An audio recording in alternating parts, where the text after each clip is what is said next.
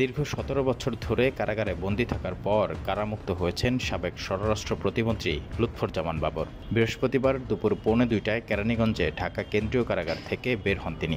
বিষয়টি নিশ্চিত করেছেন ঢাকা কেন্দ্রীয় কারাগার senior jail super Suraiya Akter. এর আগে গত মঙ্গলবার আলোচিত ১০ ট্রাক অস্ত্র মামলায় যাবজ্জীবন কারাদণ্ডের দায় থেকে খালাস পান লুৎফুজ্জামান বাবর। বিচারপতি মোস্তফা জামান ইসলাম ও বিচারপতি নাসরিন আক্তারের সমন্বয়ে গঠিত হাইকোর্ট বেঞ্চ এই রায় ঘোষণা করেন।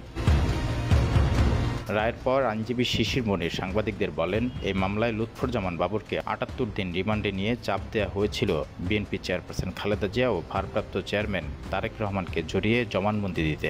এই জবানবন্দি দিলে তাকে আসামি না করে সাক্ষী করার প্রস্তাবও দেওয়া হয়েছিল, কিন্তু ৭৮ দিন রিমান্ডে থাকার পরও তিনি এই জবানবন্দি দিতে রাজি হননি, যে কারণে তাকে মামলায় আসামি করা হয়।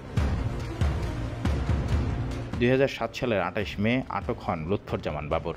এরপর বিভিন্ন মামলায় তার দণ্ড হয়। তবে গত বছরের ৫ আগস্ট ছাত্র জনতার অভ্যুত্থানে আওয়ামী লীগ সরকার পতন হওয়ার পর এসব মামলার আপিল শুনানি শেষে একে একে খালাস পান তিনি।